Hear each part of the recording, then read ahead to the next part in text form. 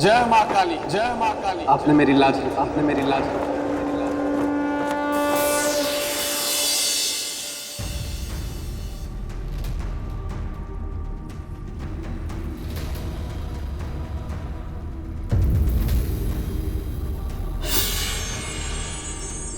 लो, ये फिर पहुंच गए मेरे मित्र के सिंहासन को पाने की लालसा लिए। लेकिन मैं ऐसा कभी होने नहीं दूंगा, क्योंकि मैं हूं बेताल जो गलने नहीं देता किसी की दाल। मैं भी चला। राजन,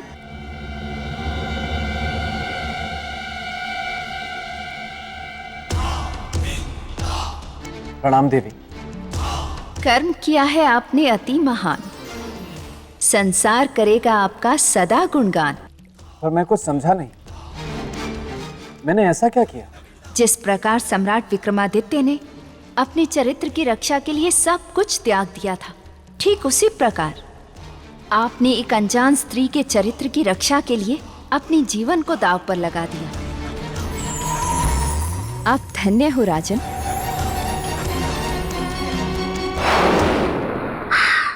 देवी महामाया की जय हो। देवी, छोटा मुंह और बड़ी बात, लेकिन कहनी तो पड़ेगी। राजा भोज ने कद्दू में तीर नहीं मारा है। ये जो कुछ भी इन्होंने किया, इसलिए किया ताकि आपकी दृष्टि में ऊंचा उठ सके, सीढ़ियां चढ़ सके, मेरे मित्र के सिंहासन की तरफ बढ़ सके। बेताल, तुम क्या बचपन से ही ऐसे हो? हाँ देवी, मैं बचपन से ही बहुत बुद्धिमान, अति बलशाली और बहुत रूपवान हूँ। अति उत्तम। फिर क्या हमेशा ऐसा ही रहना है बेताल, या फिर चील बनकर आकाश में उड़ना चाहते हो, या फिर अब चूहा बनकर बिल में रहने का विचार है? नहीं नहीं देवी, आप तो मुझे हमेशा ऐसे ही डरा देती हैं। क्योंकि तुम बोलते बहुत हो बेताल। किंतु मैं गलत क्या बोलता हूँ? देखिए, राजा भोज को देखिए, देखिए और फिर बताइए कि क्या आपको लगता है कि ये मेरे मित्र के सिंहासन पे बैठने योग्य हैं? बेताल, किसी की योग्यता का प्रमाण पत्र देने वाले तुम कौन होते हो? मनुष्य अपनी योग्यता की परीक्षा स्वयं देता है। राजा भोज भी वही कर रहे हैं बेताल। यदि ये योग्य हुए तो ही सिंहासन को प्राप्त कर पाएंगे, अन्यथा नहीं। ये सुनने में अच्छा लग रहा है। और भी सुनने में अच्छा लगेगा बेताल, लेकिन तुम यहाँ चुपचाप खड़े रहो। राजन, चरित्र की ये चौथी सीढ़ी भी आप पार कर चुके हैं। आगे बढ़िए राजन। अनुमति के लिए धन्यवाद देवी। राजन, ये किस जाल में फंसते जा रहे हैं आप? ये मृग तृष्णा है, इस पर चलकर आपको कुछ नहीं मिलेगा। आप सिंहासन तक नहीं पहुंच सकेंगे। राजन, मेरी बात मान जाइए। देखिए, अभी सिर्फ 4 ही सीढ़ियां पार हुई हैं, 28 बाकी हैं, जो बहुत मुश्किल है, खतरनाक है, भयानक है, असंभव है। असंभव में भी संभव छुपा हुआ है बेटा।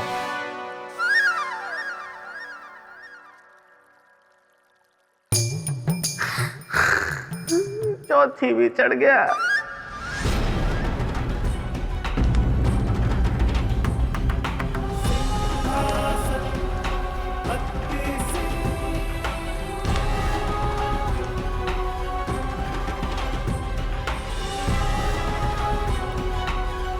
ठहरिए राजन, ठहरिए राजन, ठहरिए राजन।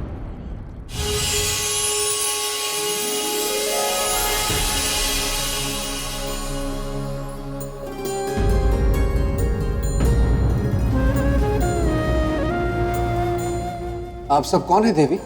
हम योग माला हैं। हम इस सिंहासन में योग शक्ति की रक्षा करती हैं। देवियों, आप सबको राजा भोज का प्रणाम।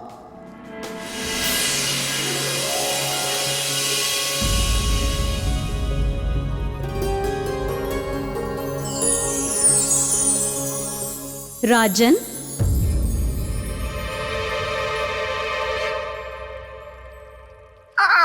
देवी योगमाला, बेताल का प्रणाम स्वीकार करें। देखिए, आप ही समझाइए अब राजन को। मैं तो समझा समझा कर हार गया हूँ कि ये मेरे मित्र विक्रमादित्य के सिंहासन पर बैठने योग्य नहीं है। बेताल, क्षमा देवी, क्षमा। मैं भावनाओं में बह गया, इसीलिए ये कह गया।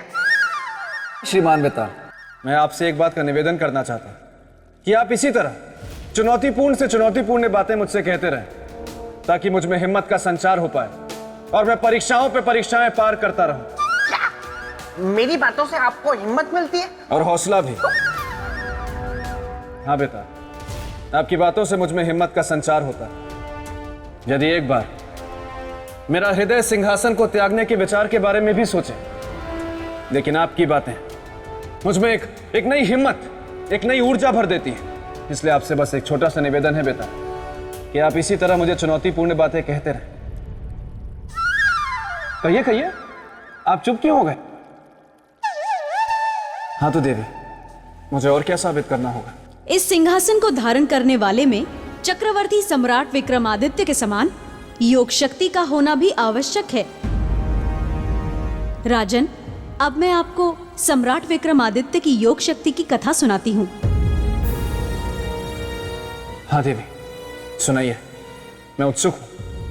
ये बात उस समय की है जब चक्रवर्ती सम्राट विक्रमादित्य का विवाह नहीं हुआ था। वो राजकुमारी चित्रलेखा से मिले भी नहीं थे। एक दिन सम्राट विक्रमादित्य एक धार्मिक यात्रा से लौट रहे थे। सम्राट, मौसम खराब है। मेरे विचार से हमें किसी सुरक्षित स्थान पर रुक जाना चाहिए। रुकने की कोई आवश्यकता नहीं है वीरामीर जी। हमारे पास धन ध्वज है, हमारा मार्ग कोई नहीं रोक सकता।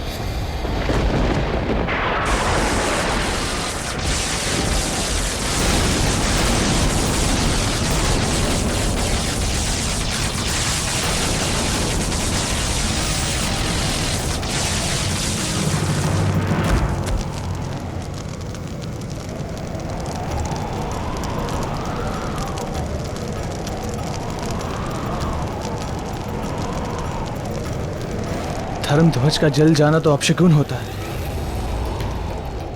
इसके क्या संकेत हो सकते हैं? सम्राट, गोचर की नक्षत्र गणना के अनुसार ये एक बड़े संकट का संकेत है।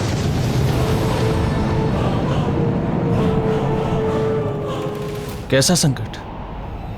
मृत्यु का संकट। मृत्यु? किसकी मृत्यु और क्यों? हमारे आसपास कोई पापी है, उसकी। परंतु हमारे बीच कौन पापी हो सकता है? ये मैं नहीं कह रहा हूं सम्राट, ज्योतिषीय गणना कह रही है। यदि हम अपना कुशल मंगल चाहते हैं तो बिना देर किए उस पापी को इस यात्रा समूह से बाहर निकालना होगा, अन्यथा हम सब काल के शिकार बनेंगे।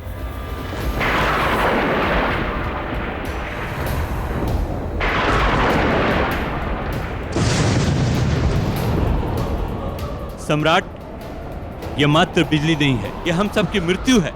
मृत्यु। अगर उस पापी को हमारे बीच से नहीं निकाला गया तो हम सब मारे जाएंगे।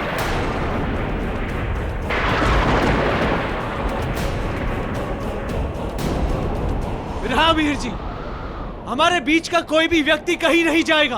प्रियजनों, आपको भयभीत होने की कोई जरूरत नहीं है। आपके जीवन रक्षा का दायित्व हम लेते हैं। हम आपको वचन देते हैं कि हम आपको कुछ नहीं होने देंगे, एक खरोच भी नहीं आने देंगे और सब कुछ खुद पे सह लेंगे। परंतु आपसे हमारी एक विनती है, कृपया करके हमें बता दे कि वो पापी कौन है और ये पाप क्यों किया।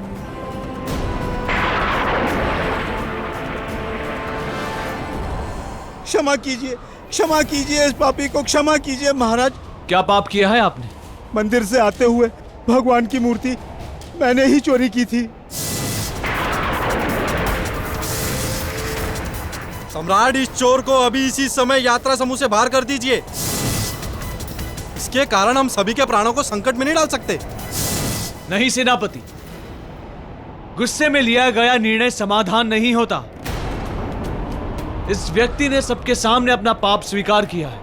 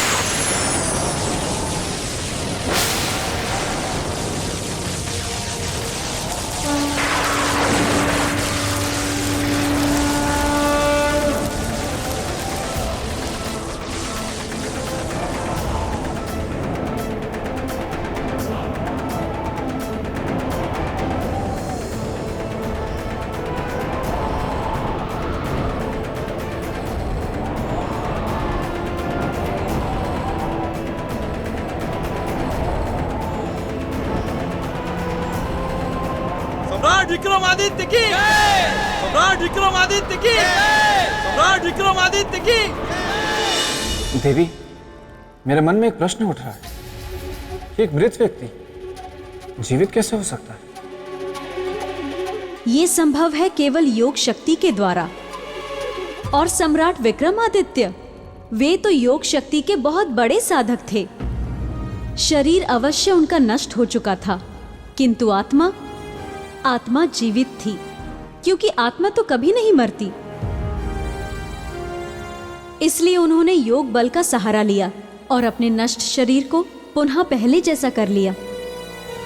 तब तो वहां हर्षोल्लास का वातावरण छा गया होगा देवी। बिल्कुल, इसीलिए उनके पुनर्जीवित होने की खुशी में राजसभा में उत्सव का आयोजन किया गया।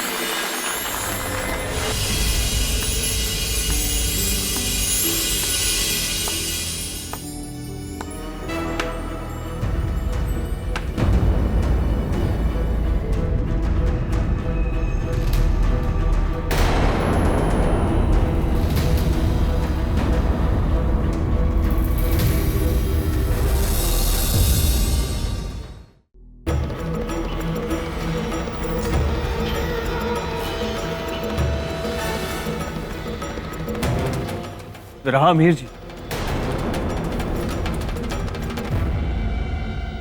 सेनापति,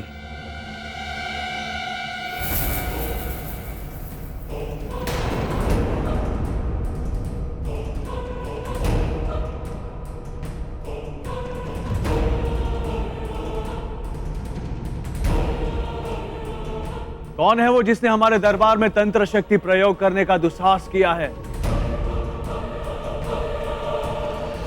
सामने आओ।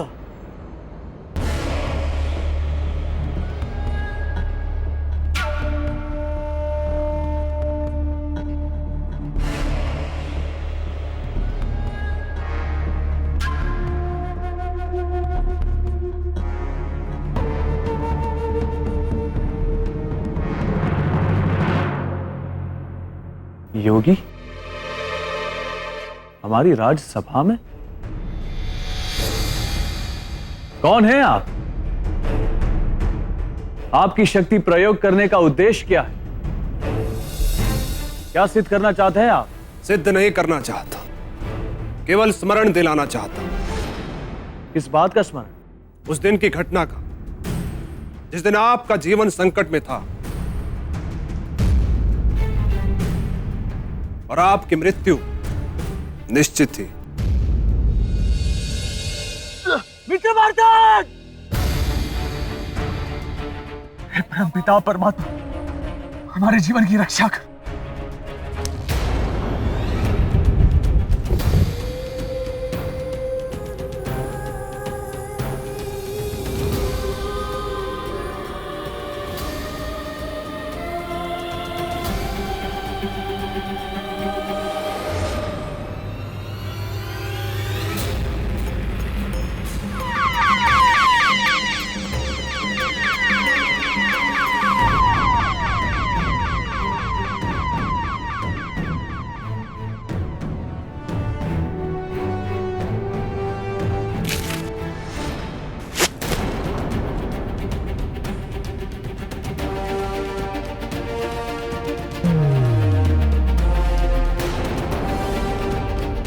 तुम ठीक हो ना मित्र?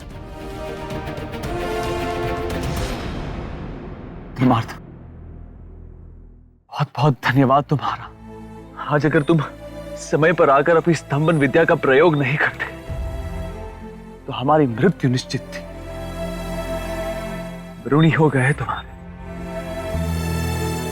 आज इस मित्र धर्म के सम्मान पे आपको कुछ देना चाहेंगे। मांगो, जो इच्छा है मांगो। मांगूंगा मित्र, अवश्य मांगूंगा, किंतु आज और अभी नहीं। अब कब? समय आने पर। मैं उस समय की अधीरता से प्रतीक्षा होगी, परंतु आज तुम्हें कुछ न कुछ अवश्य देना चाहेंगे मित्र। मतलब? हम आपको वचन देते हैं कि उस समय उस दिन हम तुम्हें वही देंगे जो तुम्हारे मुख से निकले और बिना कोई प्रश्न पूछे। तो फिर याद रखना अपना वचन। हम अपना नाम भूल जाएंगे मित्र, परंतु ये वचन नहीं। सम्राट, कहीं ऐसा तो नहीं समय की धूल ने आपकी स्मृतियों को ढक लिया हो? ये प्रश्न है या शिकायत? समझना आपको है। हम इसे एक मित्र की शिकायत समझ रहे हैं और इसे दूर करने के लिए अपनी बाहें फैलाते हैं।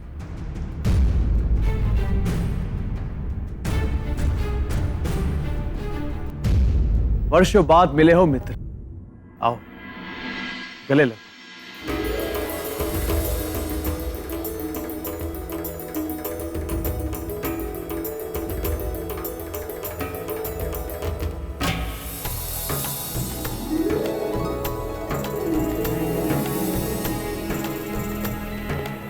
किंतु एक बात बताओ मित्र, तुम्हारी ये स्तंभन विद्या भी बड़ी विचित्र विद्या है। किसी भी मनुष्य को किसी भी अवस्था में पत्थर की मूर्त बना देता है। अपने इस विद्या के प्रभाव से आप इन्हें मुक्त करो।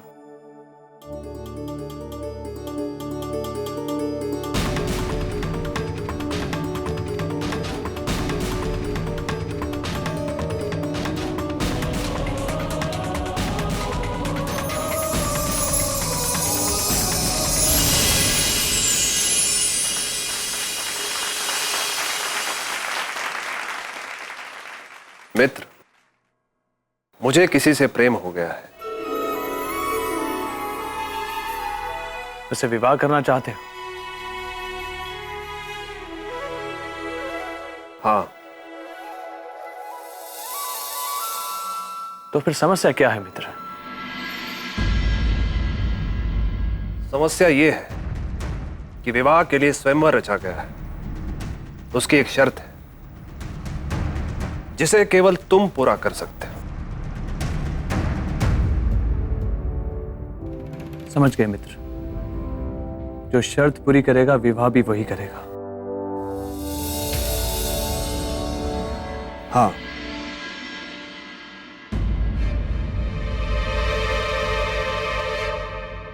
परंतु ये कैसे संभव है मित्र कि शर्त हम पूरी करें और विवाह तुम करो?